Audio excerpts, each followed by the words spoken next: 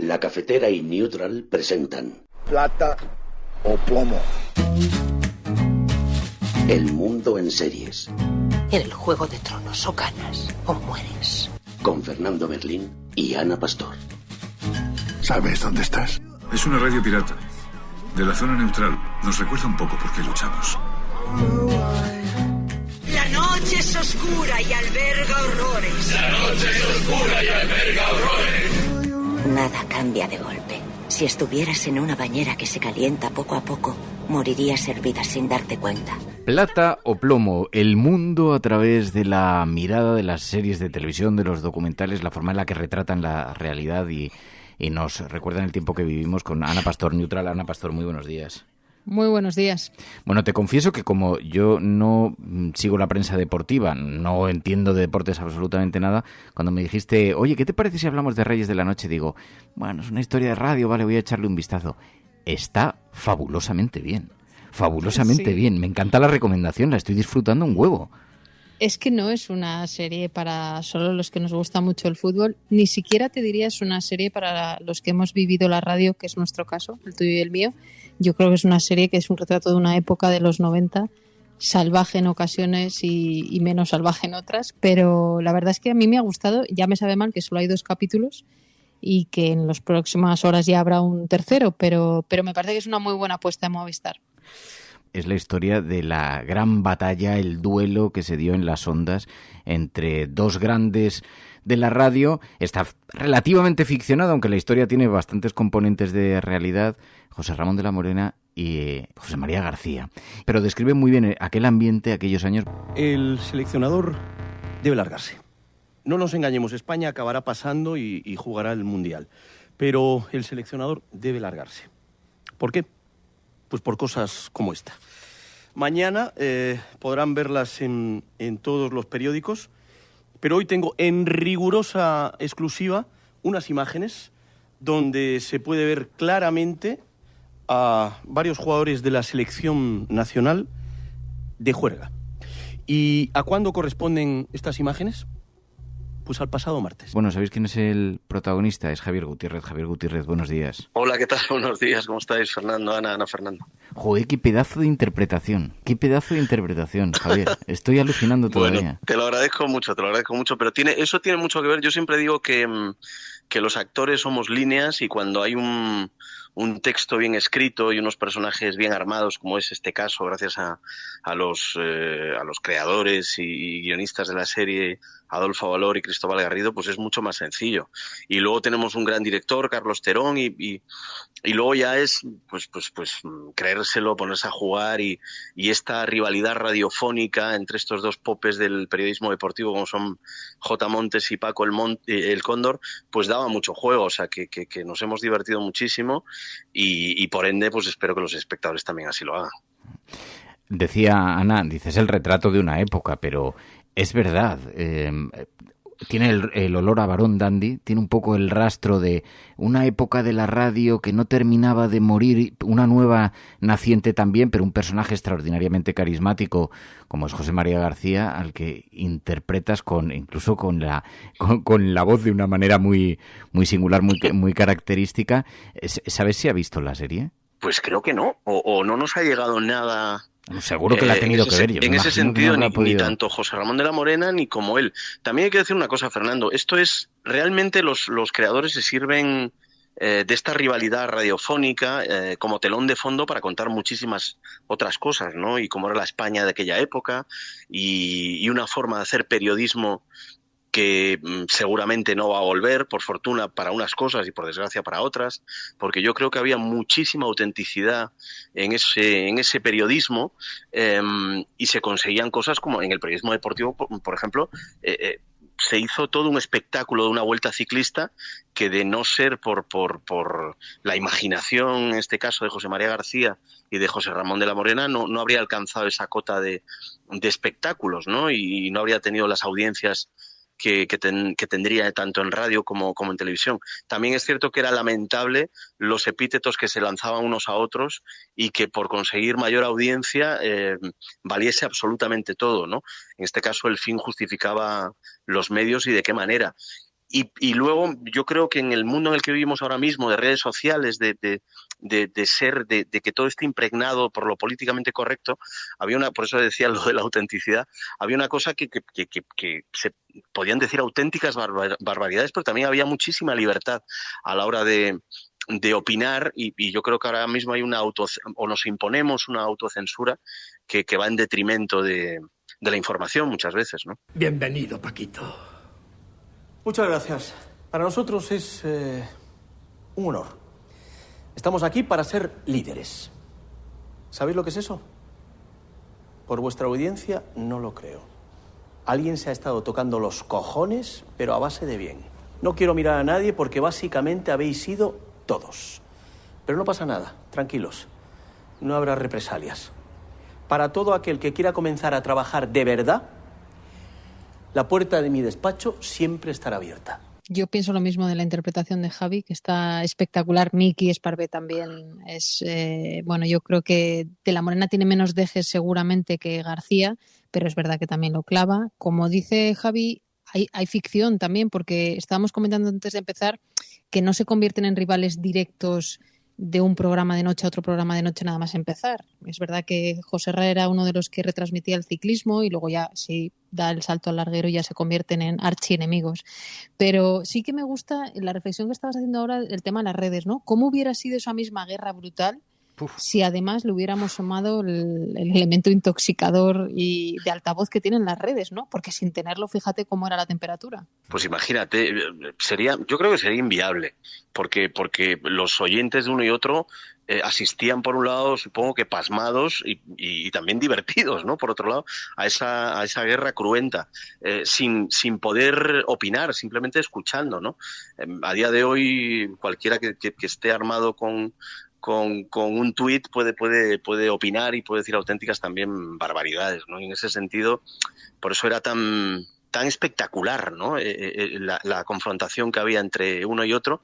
Es cierto que ha habido como alguna crítica en contra de la serie, y gente que vivió esa época, y hablo de vieja guardia del periodismo, que se ha molestado porque no somos fieles a la época o no retratamos fielmente lo que ocurrió. Es que nosotros desde el primer minuto se dice en las cartelas de cada capítulo al comenzar que esto es ficcionado, los personajes son pura ficción, aunque sí es cierto que están inspirados en dos grandes iconos del deporte y del periodismo deportivo como fueron García y De la Morena. ¿Y cómo te has preparado, Javi, para hacer del Cóndor? Porque imagino que tú, por la generación a la que perteneces, claro, tienes presente, ¿no?, el soniquete, vamos a decir, o la voz, o el estilo de García. ¿Has tenido que revisarlo, reescucharlo? Bueno, nos hemos preparado, nos hemos documentado, hemos investigado, hemos querido hablar incluso con ellos y no ha sido posible, desgraciadamente, porque a mí me encantaría poder cotejar cosas con García y a buen seguro Miki también con De la Morena, pero no fue posible, por desgracia. Y sí, yo era oyente de Super García, porque soy muy futbolero y vivía apasionadamente y sigo viviendo apasionadamente los partidos a través de la radio. Prefiero la radio a la televisión, siempre que hay un partido interesante. Y ya te digo, ha habido desde muchísimo material de vídeos sonoros, y luego nos hemos empapado también de mucho libro que habla acerca de la rivalidad y de cómo se hacía periodismo en aquel entonces, ¿no? Yo, por ejemplo, he leído Buenas noches y saludos cordiales de Vicente Ferrer, que habla de toda aquella época y de la guerra cruenta, de un salto a otro de cadenas de José María García, y también de los libros de Los silencios del larguero de la Morena. Que habéis clavado, a ver cómo lo puedo decir, a alguien que además... El espíritu. Sí, yo iba a decir el ecosistema un poco que se genera hormonal un poco en torno al deporte, a los equipos de deportes, y especialmente en aquella época también, ¿no? Y es verdad que a mí me pilló relativamente joven, pero bueno, a los protagonistas los he conocido, evidentemente.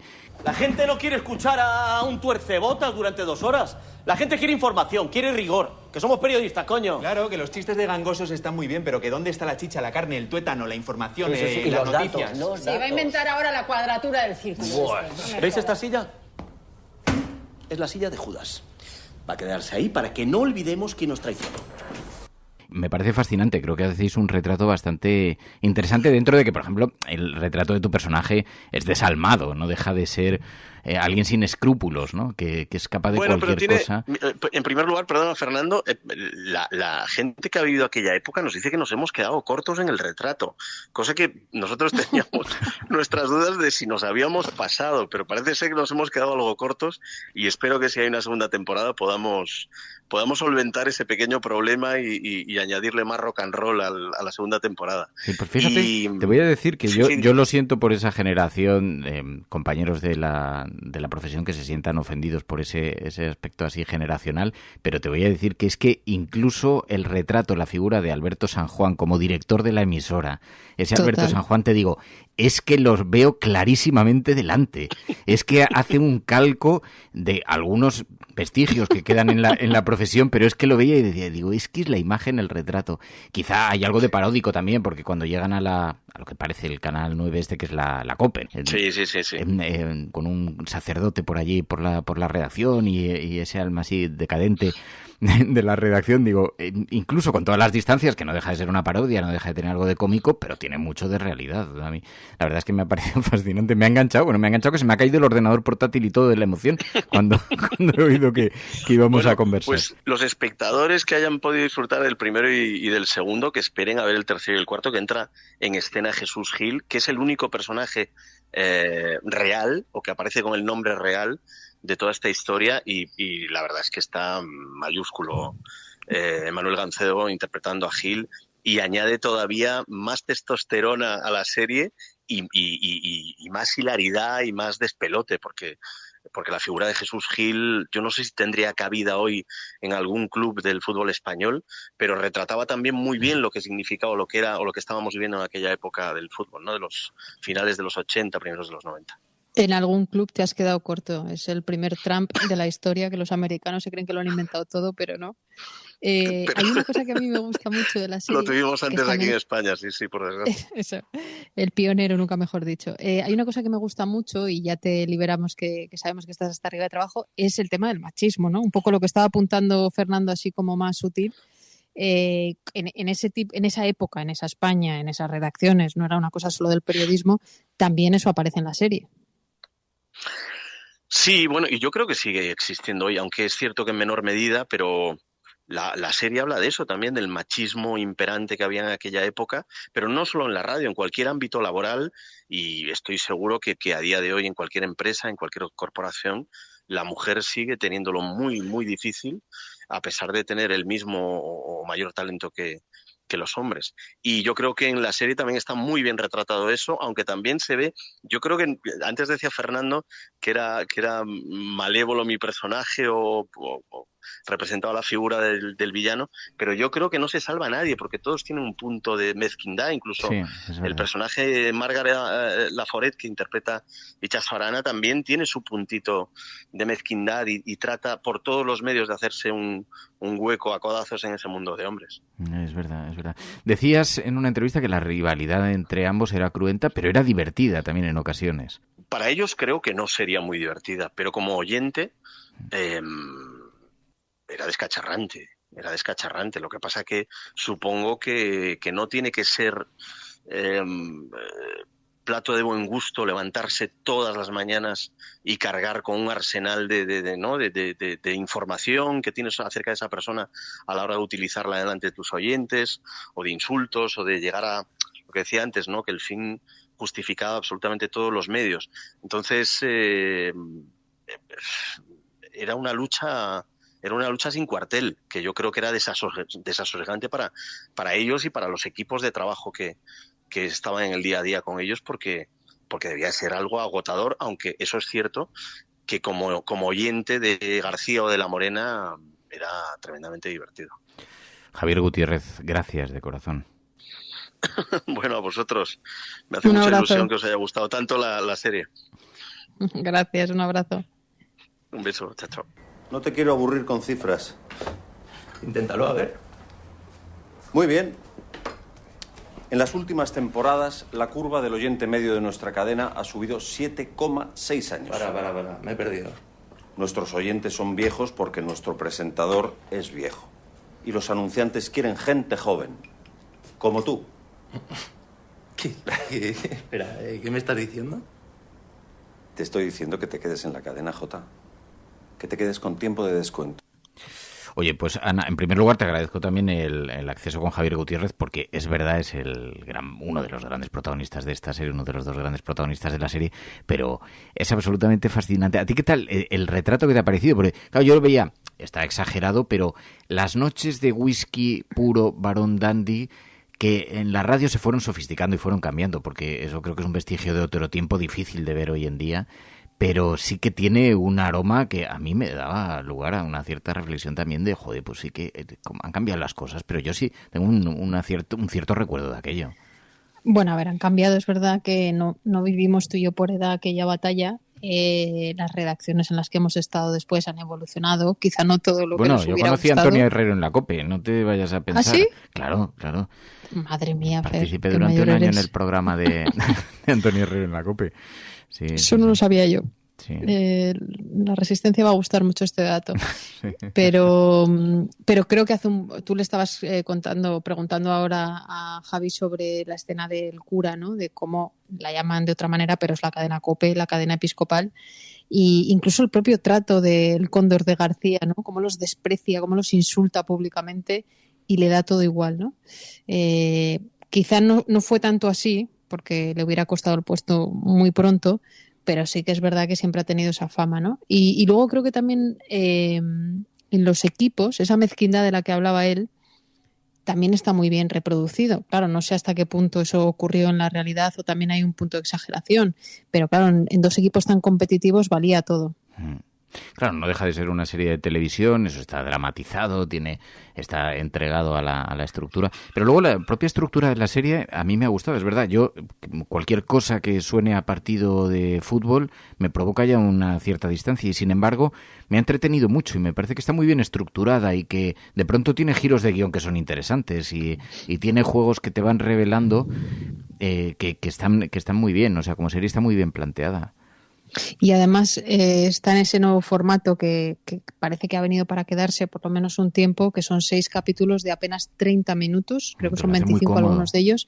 Sí, te lo ves muy, muy rápido, es fácil de ver y es ese tipo de ficción que te recuerda a una época, si la has vivido o si no te la cuenta, de los 90 en concreto, que a mí me parece apasionante también. Bueno, y luego cómo es el mundo del fútbol, más allá de que te guste el fútbol o no, ese arranque con el fichaje de un jugador que no vamos a desvelar mucho, y lo que ocurre después también con un seleccionador nacional. Todo eso resuena bastante a cosas que ocurrieron.